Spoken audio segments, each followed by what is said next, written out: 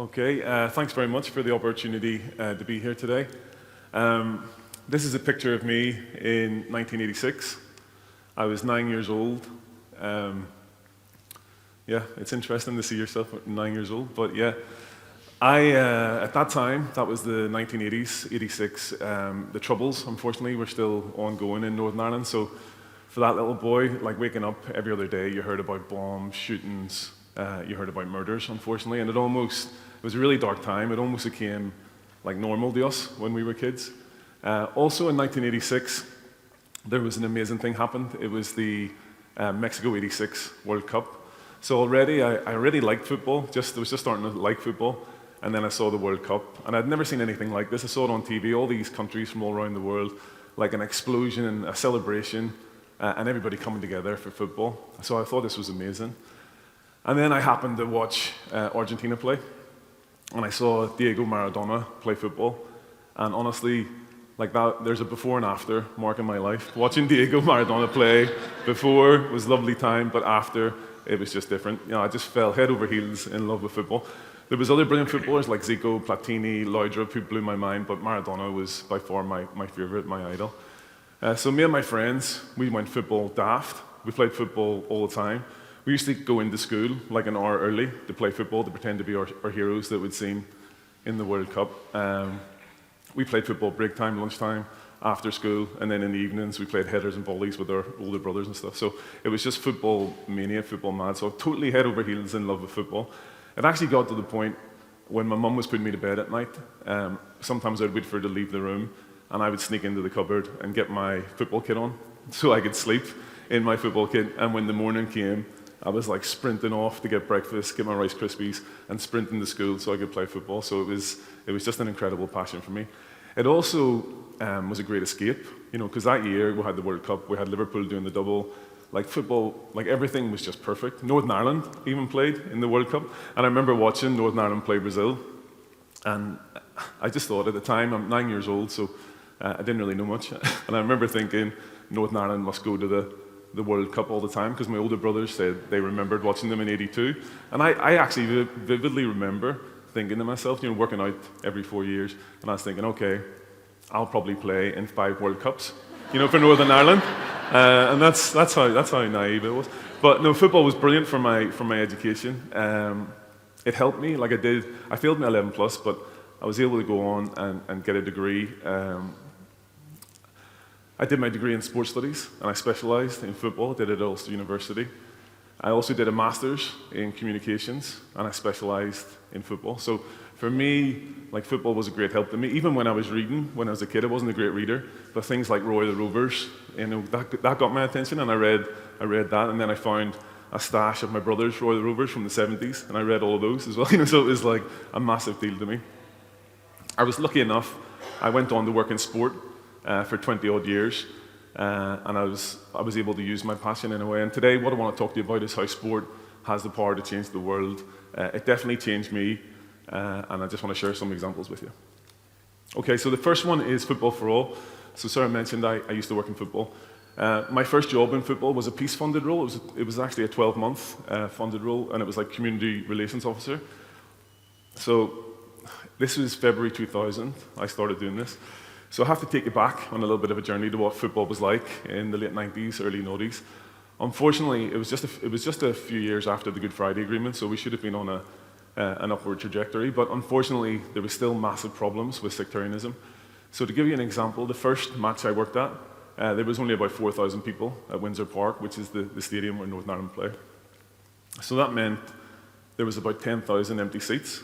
So the reason there was empty seats was there was sectarian chants, there was racist chants, and what was happening was just good people, regardless of their religion, were deciding not to go to the games and were staying away from it. The international team, they actually didn't even have a sponsor at the time because the brand had become so synonymous with sectarianism. So it was a really dark time for Northern Ireland football. I came in as a 23-year-old. Everybody was telling me I've got the worst job in football, the hardest job in football. Like, I was just buzzing to be working full-time in football. So what I did was I got together with some like-minded people and supporters, mostly from outside the organisation, like Ulster University, Sport NI, the Northern Ireland supporters clubs, and I started to write a Football for All strategy. I also got great support from the Community Relations Council. I wrote the first Football for All strategy in 2000, 2001. And it was very simple. It was all about trying to make sure that sport and the sport of football was welcoming to everybody at every level, not just the international games. So wrote that strategy, very quickly realized I couldn't do this on my own, so I set up an advisory panel. And in relation to the Northern Ireland Games, it was really important to me that the supporters sat at the advisory panel. So everything we were doing was done in an open and transparent manner. And actually, when I look back on it now, that was an absolute masterstroke, because a lot of the things that we did around the international games came from the supporters' ideas at those advisory panel meetings. So in 2002, just as we were building a little bit of momentum and starting to make a wee bit of a difference, there was a terrible incident happened. Unfortunately, the captain of Northern Ireland, who was Neil Lennon at the time, received a sectarian death threat, and he had to retire. I know it's awful.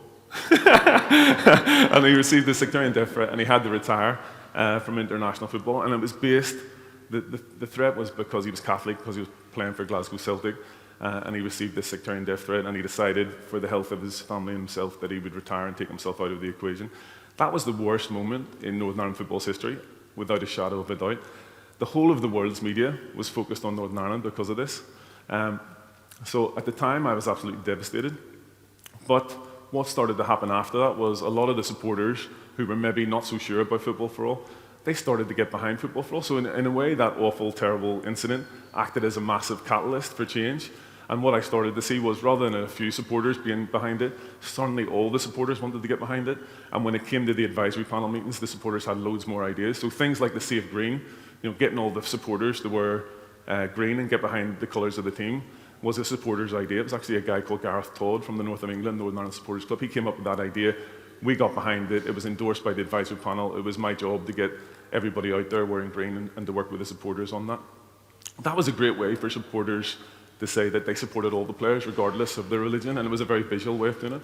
Before that, what you might have got at international matches is a lot of people wearing red, white, and blue and singing anti-Catholic songs and those sort of things. With the Safe Green, what you got was people wearing the colours of the team, and also alongside that, you got people creating new songs free from sectarianism. So there was fans' websites and competitions all about creating these new songs. So songs like We're Not Brazil, We're Northern Ireland, Green and White Army, all those things came out of this movement. We also introduced a community ticket scheme, which was a really good move. And basically what we did was, at the time, there was only 12 supporters clubs. We give them 20 tickets each to give the community groups. And the way we worked it was, we got all the supporters from the amalgamation in the top deck of the West Stand, where all the singing was happening. And we got our community guests in the lower deck. So, for example, Portadown Northern Ireland Supporters Club might have given their ticket to Memorial Hart Primary School in Portadown, and they were their guests at the game. Now, what we've seen with the community ticket scheme, there was two brilliant things happen. One, the fans felt really responsible to make sure that their community guests had a good atmosphere, so they started to make sure that it was more family-orientated. And two, people come up to me all the time and they were like, this is 20 years later, and they say, I only went to a Northern Ireland match because of the community ticket scheme, and now I'm a block booker and I travel the world, supporting Northern Ireland. And the good thing about that was the supporters clubs were taking ownership. The final example I want to give is how the supporters self-policed Football for All. So if you can imagine, this is the football stadium. What they did was they block booked like 500 of the amalgamation of Northern Ireland Supporters Club in the one area in the West Stand. And if this group here, I know you wouldn't do this, I know you were making a big noise, but you wouldn't do this. If you started singing, a sectarian song like the Billy Boys or something like that, what happened here was this group would start to drown you out with We're Not Brazil, We're Northern Ireland, or Sammy McElroy's Green and White Army, or whatever it was. And that was so powerful, because very quickly, the minority here get the message, that if you want to get behind a team, you have to drop the sectarianism, you have to drop the bigotry. And that was so powerful in the transformation. So what we saw was an amazing transformation. Over the next 4 years, we went from crowds of 4,000 to selling the games out on a regular basis. We actually beat Spain. It had a knock-on impact on the players as well. We actually beat Spain in 2006, and we won the Brussels International Supporters Award for our anti-sectarian work. So over a 4-year period, the Northern Ireland fans did an amazing job there. Moving on, as a result of the transformation that Football for had around international games, I got a promotion in work, and I was asked to develop a youth strategy. So I went from managing a team of 7 in the community team to managing a team of 70 in the football development team. And this was I was quite young, to be given such a big job, but what I wanted to do was to make sure that the power of football for all was embedded in youth development. So I took over that new team of 70. Most of them had worked in little silos, little mini departments, if you like, beforehand, and they'd all had their own plans. So there used to be a girls' plan, a boys' plan, a schools' plan, a disability plan, all these different plans, but they were all working in isolation. So what I decided was, using the power of football for all, I wanted to embed community targets in this new youth strategy. So it took me the guts of 12 months to pull this together and research it and consult with everybody. But we pulled together a Let Them Play Youth strategy, 2015 to 2025, and we embedded targets for girls and women's football. We embedded targets for disability football, club and volunteer development, and we introduced a new dimension of development as well around futsal. And what we saw as a result of this, once everybody was working and pulling in the same direction, was a massive increase in participation. So from 2015, we had about 30,000 people involved in our participation programs, and by 2021, when I left the association, it was over 70,000, and it just showed how embedding the Football for All targets could make a big difference in the development of football. So I think it would be fair to say that Football for All had that big impact on the international scene, and today, the Northern Ireland fans, they win awards, for their family-friendly atmosphere that they create. And in youth development, it pushed Northern Ireland football forward in relation to things like girls and women's football and disability football as well. Okay, my next example is World United. So World United is like Belfast's best kept secret. It started about 2004. It was the Northern Ireland Council for Ethnic Minorities and the Northern Ireland Committee of Refugee and Asylum Seekers. They had like 20 lads playing football. They're from newly arrived communities, so they were new to Northern Ireland. They were from places like Albania, Portugal, Brazil. They're from all around the world, and they were playing on the Ormer Road, and I was contacted, and they said, could you help this group? So I went down, started playing five-a-side with them, starting to get to know them, find out what they want. So basically what they wanted, they said they didn't feel safe at this time going to existing clubs, so they wanted a safe place to enjoy football, and they would like to eventually join clubs in their areas. So we created, initially we called the team World 11, but everybody in the community started calling us World United, so that's how the World United name came about. We played friendlies, we delivered anti-racism workshops. I loved every second of it. World United also had a buddy system. So my team that I played for was an amateur league team called Sirocco Works. So the guys in World United who lived in Northern Ireland previously and were locals, we actually invited the World United guys who live near us to our team. So for me, one of the guys I invited was Arun Jao, a young Portuguese lad who was like about 20 at the time. And Aruna, his English wasn't great, and he was a bit shy and stuff, but just a lovely fella. So I took him to Sirocco Works, picked him up, took him to training, introduced him to people. Over time, Aruna became one of the best players at Sirocco Works, and everybody loved him. And it's funny now, 20 years on, World United, still going strong, has evolved into one of the best futsal teams in the country, so it was good to see that futsal and the new strategy was working. It turned into one of the best futsal teams in the country. That young lad, Aruna, who was the shy Portuguese kid, he's now the chairman of World United because they invited me back in to help them with a bit of strategic planning.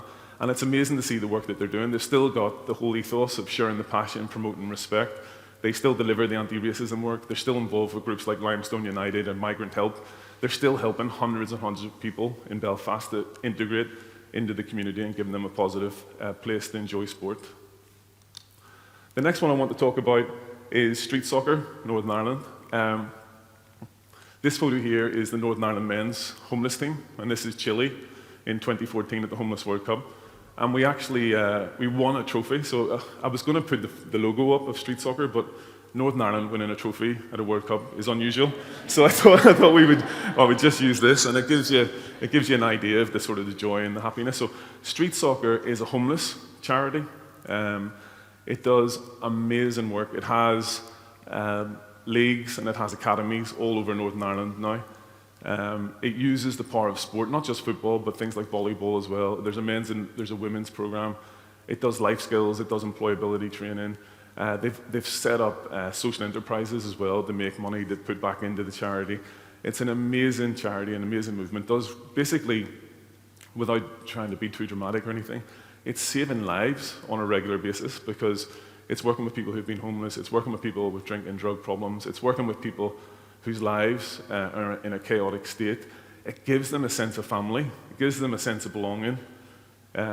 It empowers them to make a positive change in their life. When I look at that, I'm so proud, to be connected to street soccer. I'm still a volunteer board member at street soccer.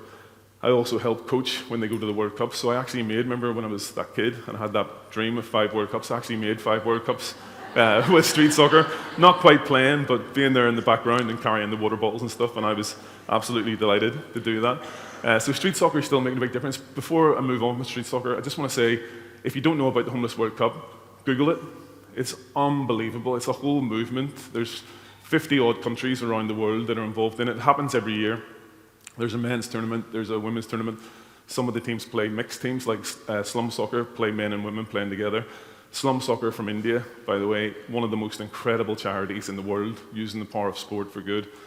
Also, I just want to mention David Duke, who is the chief executive of Street Soccer Scotland. David's somebody I look up to and is totally inspirational. He started off as a player for the Scottish team. He was homeless and started off as a player, has worked his way up to being the chief executive of Street Soccer Scotland. And the work that they do is incredible. We always look up to them and try and learn from them as well. So I just wanted to highlight the power of sport through street soccer. So Rio Ferdinand Foundation, I just want to put this picture up because it's 2 incredibly talented defenders. I recently joined the Rio Ferdinand Foundation. I set up my own little consultancy and they approached me in October, and I'm working with them across the UK and Ireland. They've got teams in Manchester, London, Ireland. It uses sport, it uses music to empower young people and educate young people.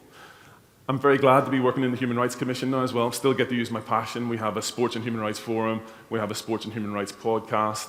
I chair the Commonwealth Forum of Sports and Human Rights. It's all about making sure that sports play their part, promoting disability rights, children's rights, women's rights, and highlighting best practice. I just want to finish really quickly on my conclusion. So yes, going back to 1986, going back to this kid, I still have the passion and the love for football that I had then. Today, I'm still playing, I'm refereeing in an inclusion league, I'm coaching a girls' football academy. That love, that joy, that passion that I got from that World Cup still flows through me, and it helps me every day. Every day I wake up and I'm healthy and well, I want to go and try and use the power of sport to do something good in the world. I just want to finish with 3 key messages for you, okay? The first one is the power of sport to change the world is real. You know, Nelson Mandela famously said it, but it's real. I've seen it in action and lived it over the last 20 years. The second thing is, I hope that everybody here finds their passion, finds what the Japanese would call your ikigai, your reason for living, whether it be sport, drama, music, science, art, whatever it is, find your passion. It's never too late to find your passion. And the third thing is, use it for good. The world's in a bad state at the minute. Over a quarter of the world is living in conflict. If you can find your ikigai, find your passion, and use it for good, that would be amazing, because the world really needs you.